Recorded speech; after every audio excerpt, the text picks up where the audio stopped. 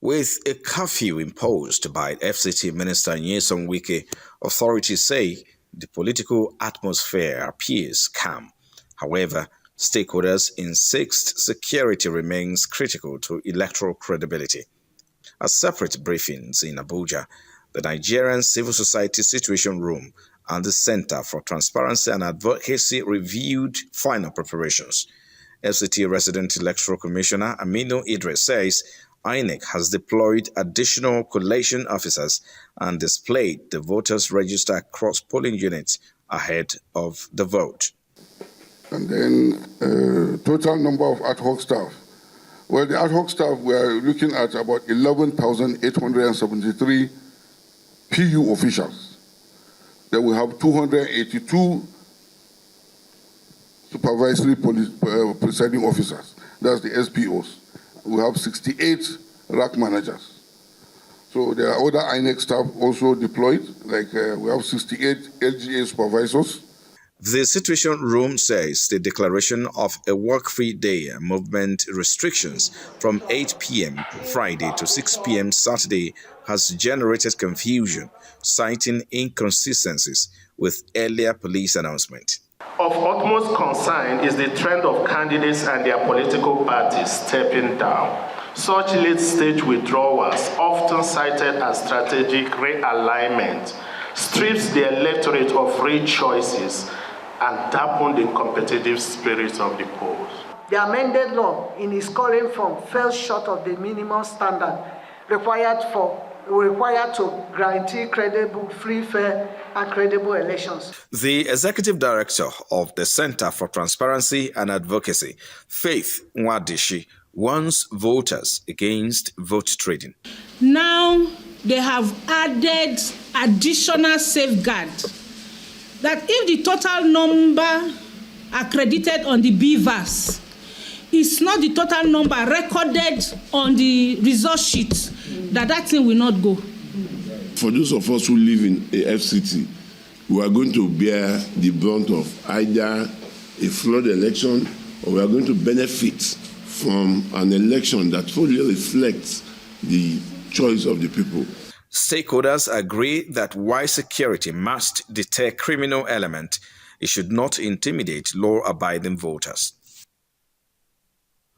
Well, for more on the FCT preparedness for the elections, I'm now being joined by Samuel Bassey. He's the HOD Voter Education and Publicity for FCT INEC. Thank you so much for joining us on the news tonight. Thank you for having me. You know, it's a very busy time for INEC at this time. We're counting hours to the opening of the polls in the capital city.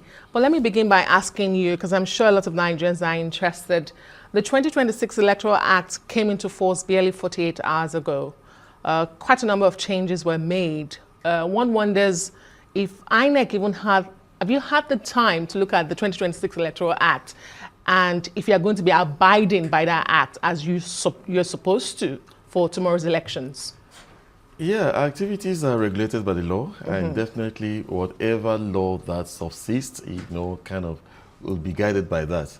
And for the Electoral Act, I believe our legal department is looking into it and the implications as regards the elections.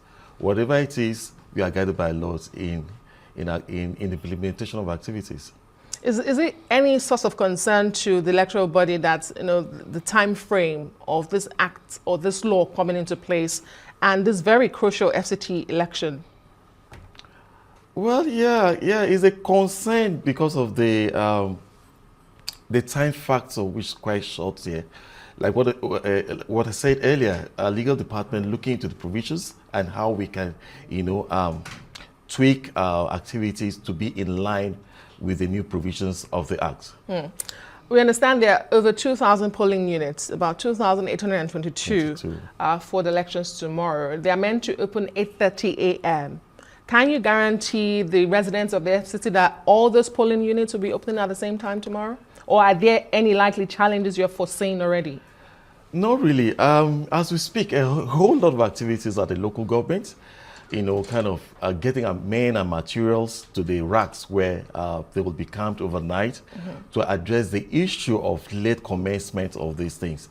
with the RAC initiative that the commissioner has put in place, I think significantly address, if not eliminated, delay in the commencement of this of poll on election day.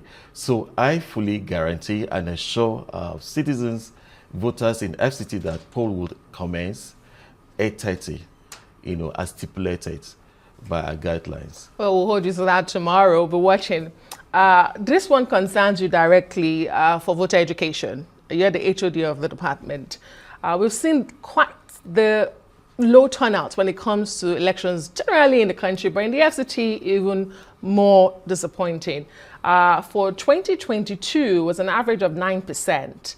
Some wards barely recording 1% showing up. What do you think is responsible for that generally? I mean, if you've done your research. Well, a number of factors responsible. Well, some people register where they work, and during elections, kind of live far away from, kind of where the polling units are. It's also a factor. And for this category of people, we always educate them to change the location of their polling unit or registration point during the continuous voter registration. There's always a window for transfer of voting points. So we advise them during such a window to change their registration points to where is closest to them so that they can easily move out to exercise their franchise, appreciating the fact that there's restriction of vehicular movement on election day.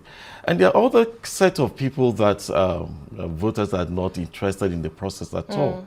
So for such set of people, you need to educate them about the benefit of participation, the enormity of the power of your PVCs and the benefit if they participate.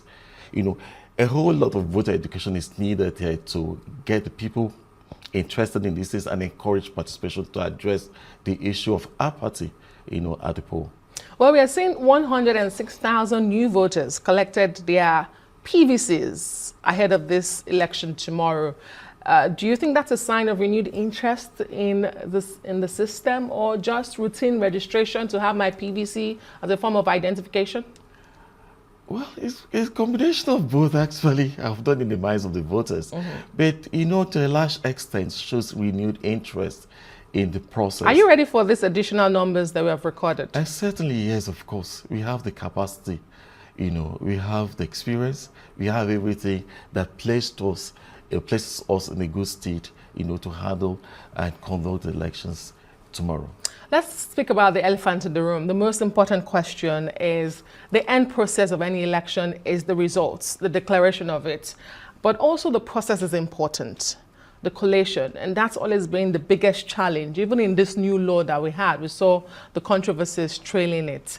INEC is now bound by the 2026 law, which says you must mandatorily transmit the election results electronically. Are we going to see that tomorrow in the FCT, or do you have your form EC8A as the main form you're going to use tomorrow? What are we likely to see from INEC tomorrow?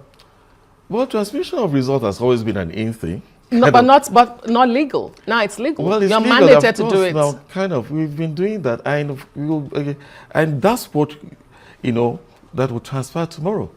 A result will be transmitted at the end of collation. At the end of voting at the polling unit to the RF. And ever since we've been doing that, and going forward for the elections, the result will be transmitted. Okay. Thank you very much, Mr. Samuel Bassey, the HOD Voter Education and Publicity for FCT INEC. We wish you all the best, and Araya's News will be on the ground tomorrow monitoring the elections in the 6 council areas of the FCT.